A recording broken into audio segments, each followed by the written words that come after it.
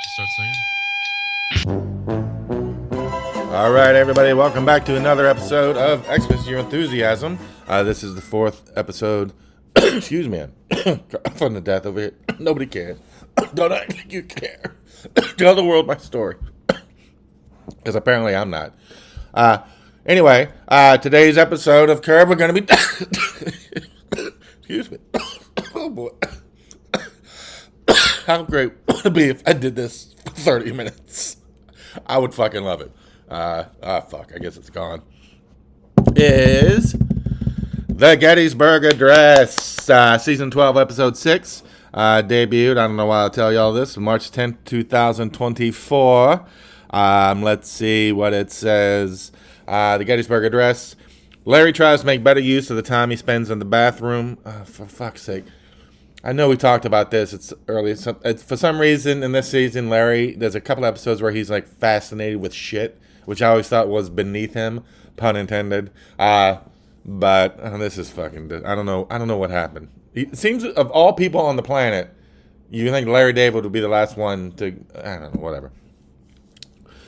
Susie starts a new business. I hope this is something about how to make hideous fucking wardrobes. And her advertising brings surprising results. Oh shit, I think I remember this, and it is hilarious. Later, Larry gives acting advice to an A. Did I say that right? Advice? Advice? Larry gives acting advice to an A-list actress. All right, on a I don't know why, but for some reason, because when I saw this. It's 2024. I was like, damn, that felt just like yesterday. So I looked up, what did I post on Xmas time? I'm sure you people already know because you're such fucking fans. Thanks for nothing. Oh, and don't forget this season of Extra Your Enthusiasm is brought to you by Cheetos. Cheetos, hey, we're sorry about last season. And it turns out on March 10th, 2024, the day that this Curb Your Enthusiasm episode debuted, I'm sure nobody's fucking confused. I actually posted about Leon. I said there was an article. I linked to some article about Curb because it was getting to the end of the entire series, not to the season.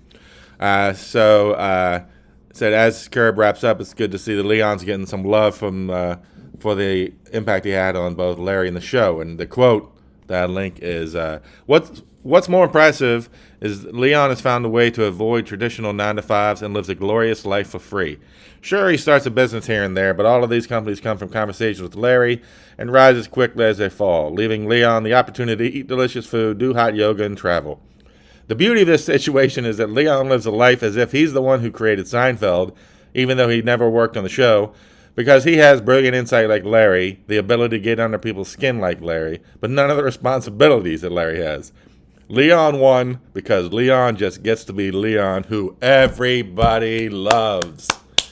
Yes, this whole thing would have been pointless without that last part, because everybody loves Leon.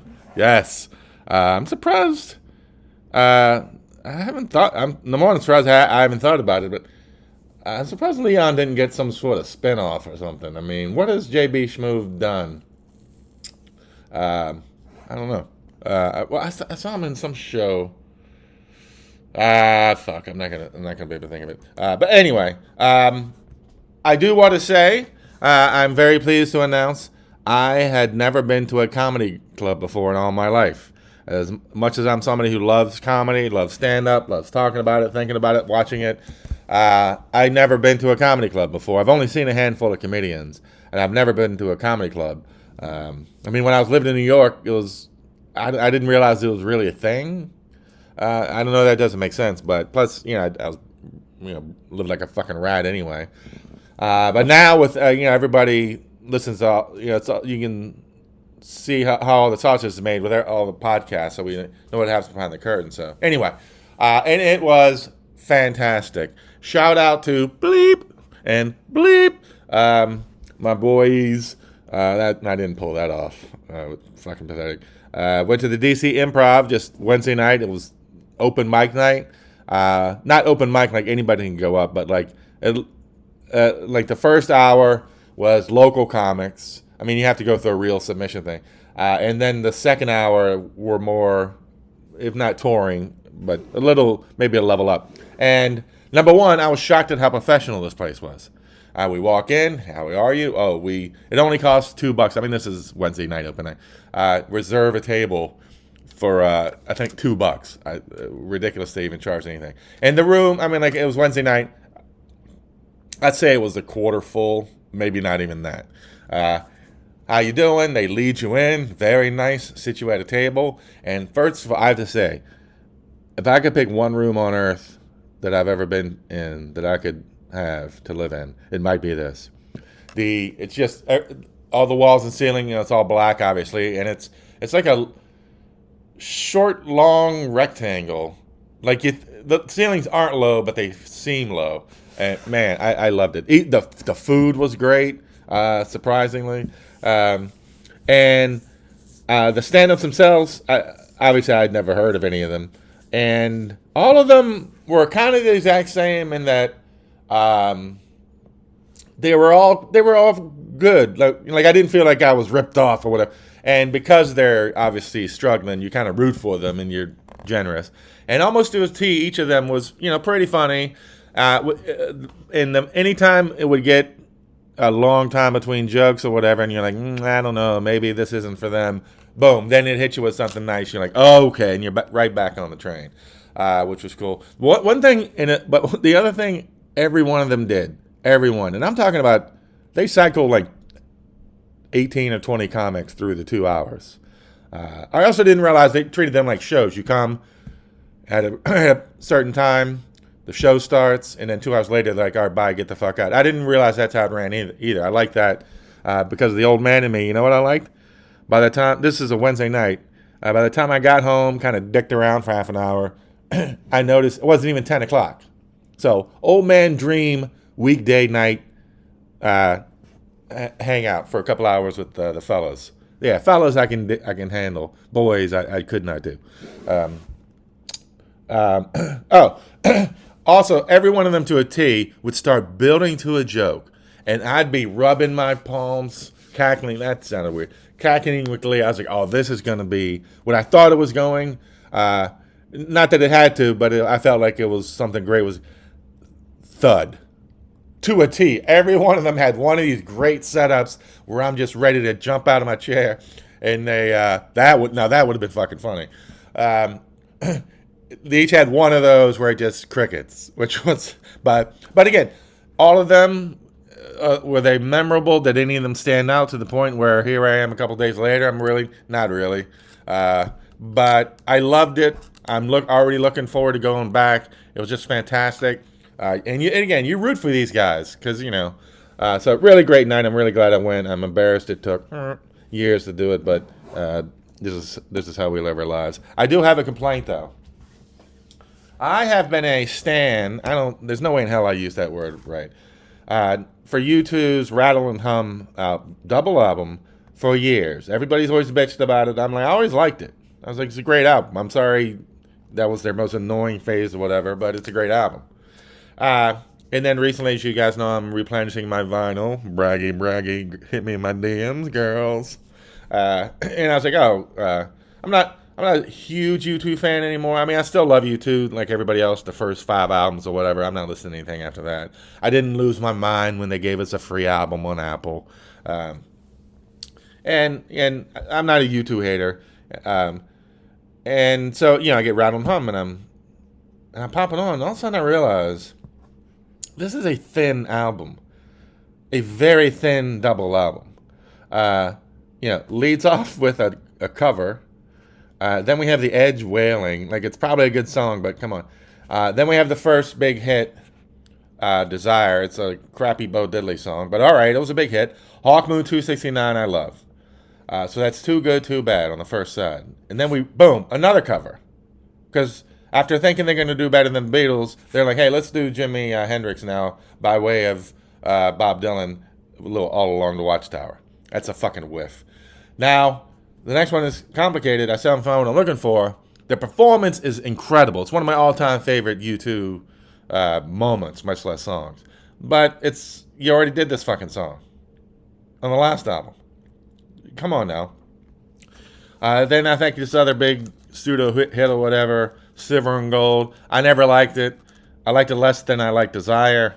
But okay, whatever. It was a big hit. And then here we go. We finish side 2 of the double album with what's this one? Pride in the Name of Love. Now, for fuck's sake. So already off the bat, we have one song I love, 2 hits that I didn't care about. An Ed song that I'll give credit for, and it's very Irish. Okay. Out of 9 songs, one I like.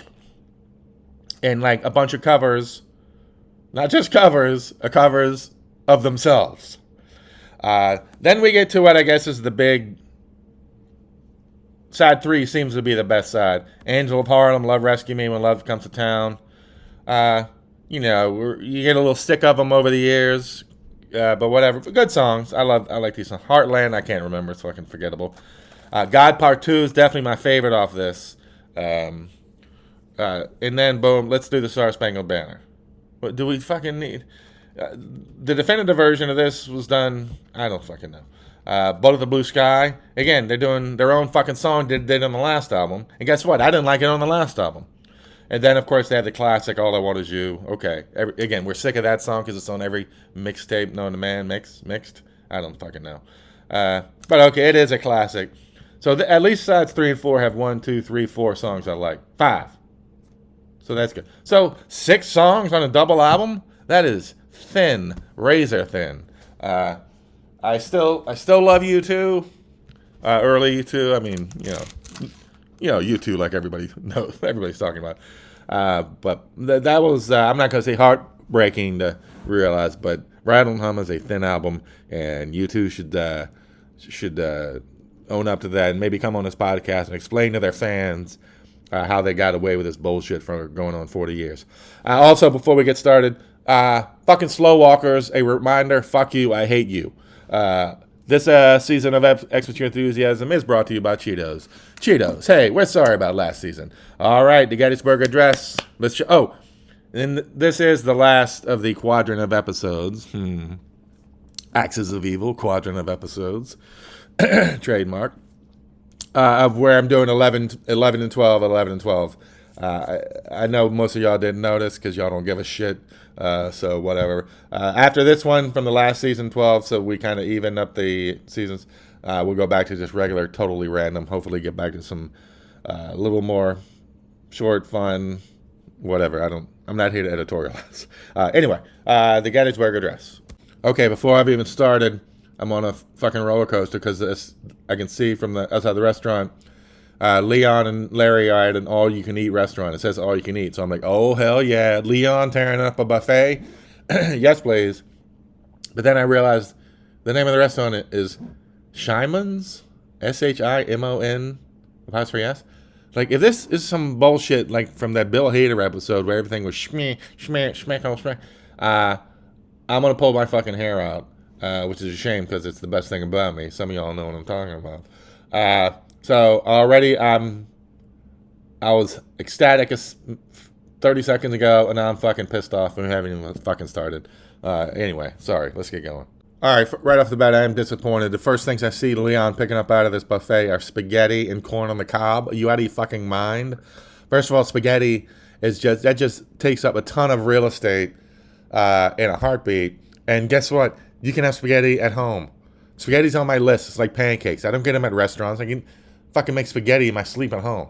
I went to college. I know how to make pancakes. And both of them, they just take up a ton of real estate. And corn on the cob, can you get less imaginative?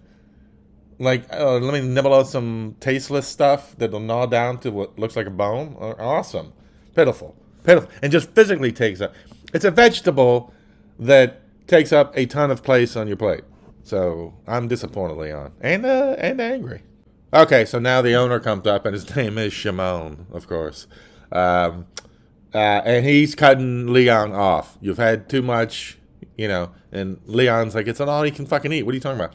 And I gotta say, like, I've seen, pathetically, I've watched videos of competitive eaters. I've seen some of them get kicked out of restaurants every once in a while, but that is after eating an astronomical, like, crowd gathering amount of food. And this did not appear to be the case at all with Leon. I mean, this plate I'm looking at right now, is just all fucking Alaskan king crab legs. Again, terrible waste of space. And Larry, to his credit, jumps in and gets in it with the owner, back and forth defending. I don't know if I call it defending. He jumps in. He could have been a little more vociferous in actually specifically defending Leon, but he does side with him against this asshole, played by the always wonderful Ike Barinholtz.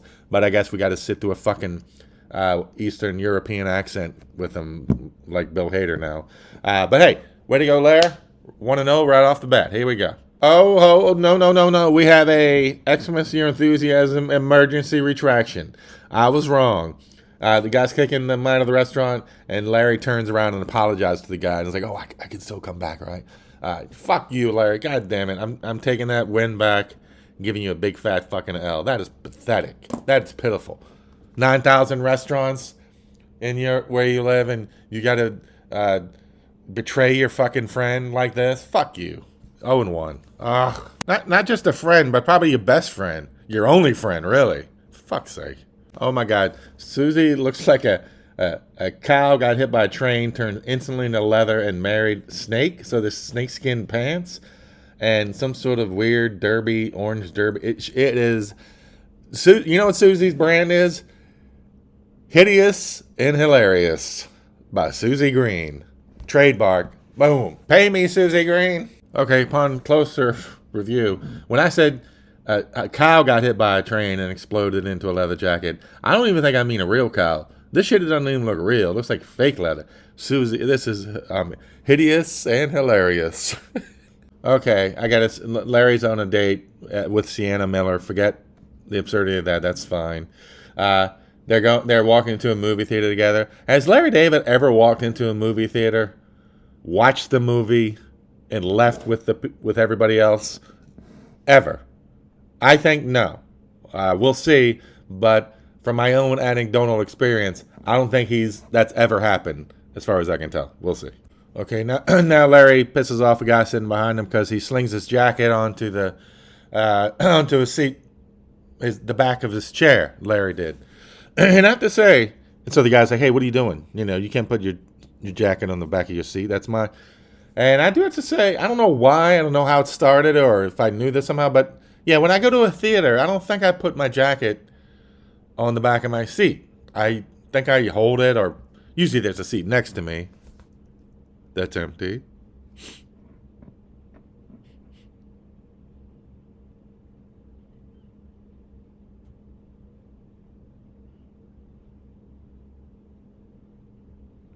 But first of all, right off the bat, it's a little depressing because it reminds us of the George scene when he's on the day and guy's kicking his seat and he turns around and yells at him, "I'll show you what it's like." I guess that was the opposite. Yeah.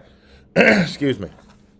And of course it doesn't come close to that, but that's not even fair because that's come on now. Even though he's George, he's not George. You know what I'm saying? Maybe that if we were in the Rewatchables, that'd be a new category. When's Larry George, but not George? So why did I think that was going to be a win for Larry? Yeah, so sorry, Larry. You're not allowed to do that. So that's 0-2 right off the bat. And I forgot Larry coming into this episode of Express Your Enthusiasm, which is brought to you by Cheetos. Cheetos. We're sorry about last season. His record was 13-20, so we'll see how he does. Right now he's 0-2. Although it is weird. The guy gets in a fight with Larry, and he gets hushed up by Sienna Miller, who is also literally on the screen they're watching. It turns out it's an industry showing of her movie, so it's a Sienna Miller film. So if Larry does make it through this movie, I guess we see what it takes to get him to make it through a movie. If he is at that movie with the star of that movie, there is a chance he will make it through the movie without having to leave. But yeah, 0-2, Larry. You can't do that with your jacket. I don't even remember why, but the guy's right. I do have to call bullshit here because it's only fair. Did that rhyme? The big joke about Susie's billboards for her new business is they get graffitied, so it looks like she's sucking dicks and everything, which is a rip-up of The Office. They did that in an episode with Dwight and Andy. So, come on, Larry David. Come on, LD. Oh, and ding, ding, ding, we've arrived at our first Curb Your Enthusiasm law, of course, dictates that anytime Larry David leaves his house, he, of course, has to run into somebody he knows. So, of course, he's driving down the street, sees this guy, Shimon, the owner of this restaurant, who, as far as we know, he's met once. And that was when he was kicking Larry out of his fucking restaurant. And he pulls over and waves him down. Oh, Shimon, Shimon. What the fuck? Okay, Larry does get his first win of the episode, though, because even though by only the miraculous law of the show that he writes himself or whatever it is, he is sticking up for Leon and asking the guy to let him back in his restaurant. Again, it's not like this is a restaurant they go to. It's not fucking Arnold's or anything. But anyway, and so I just give Larry the point for sticking up. He doesn't win, but good for him for sticking up for Leon. So Larry gets his first win. 1 and 2 for the episode so far. 1 and 2. Spidey senses a bullshit alert. Larry's up on the golf course with Lori Loughlin, some bullshit or whatever. And she says she gets to drive the cart wherever because she has Epstein-Barr disease. And Larry's like, Epstein-Barr, and he makes a shitty joke about it or whatever. And I'm like, again, my Spidey's bullshit senses were tingling. And I was like, didn't Elaine make a joke about Epstein-Barr on Seinfeld? And ding, ding, ding, sure enough, it was something about what is this? She said it's like Epstein, or Jerry said it's like Epstein-Barr with a twist of Lyme disease. Was Larry, did he not get a big enough laugh for that one back in 1989 or 90? Because it was the first season. Did he spend 34 years just waiting for an opportunity to drop the old Epstein-Barr joke, the old Epstein-Barr gag, and get that laugh that it deserved? Really strange. Anyway, sorry. Sometimes I feel like I should take a moment in each episode, of which this season is brought to you by Cheetos. Cheetos, hey, we're sorry about last season. I should remind everybody how much I love Larry David and how much I love this show. Just maybe I'll start doing that just to remind everybody. The only reason I'm even doing this is because of how much I love Larry in the show. All right. Ooh, another easy win for Larry. Susie breezes in and says, oh, just talk to my CFO of this caftan business or whatever. And business is exploding over the last 2 weeks. And Larry's like, it's because of all the dick graffiti all over your billboards or whatever. And she's arguing, no, it's because of the product. And Larry's like, no, it's because of the billboards.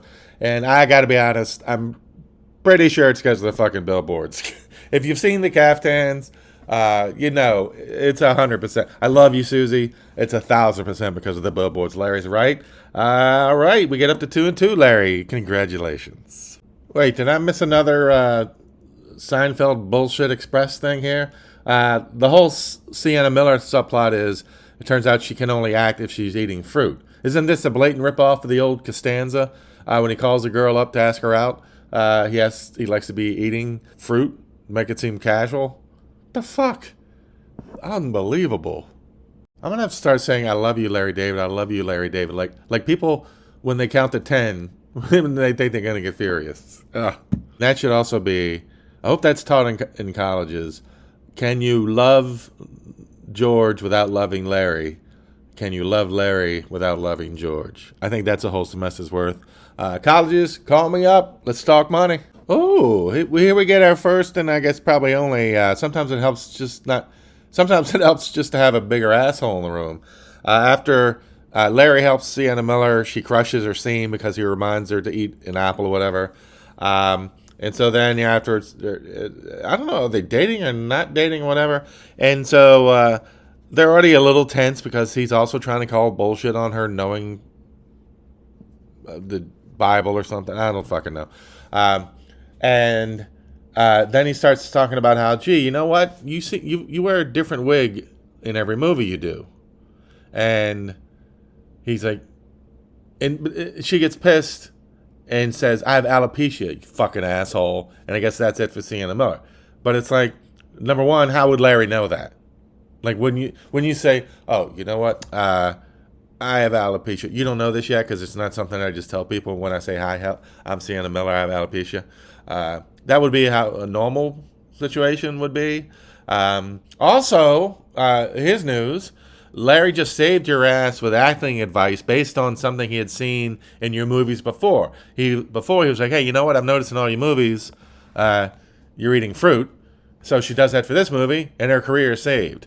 So it's not crazy to listen to this guy who says, you know what? I've noticed you wear a different wig in every movie. Now, I think that's probably what a lot of actors is called acting, but so it's not crazy to take it seriously when he offers up advice and appreciate it. Again, just say, hey, thanks, Larry, but you don't know this, but I have alopecia. Boy, easy win there for Larry. 3-2. Sometimes it helps just to have a bigger asshole in the room. I don't know why I said that like that. Thought there was going to be a sing-along. Okay, in this one episode, they're doing a whole thing on the Felicity Huffman college admission scandal, so to speak, and the Chris Rock, Will Smith slap or whatever. Oh, come on. Oh, look up in the air, Larry David. It's the balloon boy. Oh, balloon boy. The fuck? Okay, now Larry goes out of his way to get a loss. The guy sits in front of him at this Ted Danson play. I think is a guy who worked at a Japanese restaurant previously and whatever. Larry just gets on him and accuses him of being an asshole, or I don't even fucking know. 3-3, Larry. That's, come on now. Okay, another loss for Larry. He's hoisted on his own petard because he doesn't like the way the guy laid his jacket on the back of his chair at the theater. Who gives a fuck, Larry? 3-4. This is all slipping away. Tell you what's not slipping away is this season being brought to you by Cheetos. Cheetos. Hey, we're sorry about last season. All right, that's it for the transgression. See, I just say the word now. I don't care. Light ups. I'm glad I was Mr. Chatty McChatterson this whole episode because he only went 3-4. There were only 7 decisions or whatever. So that means Larry goes. He was 13-20 going in. So now he's at 16-24. Yowza. So that's it for the Gettysburg Address. Don't forget this season of XU Enthusiasm has been brought to you by Cheetos. Cheetos, hey, we're sorry about last season. Thanks for listening, everybody. We'll see you next time.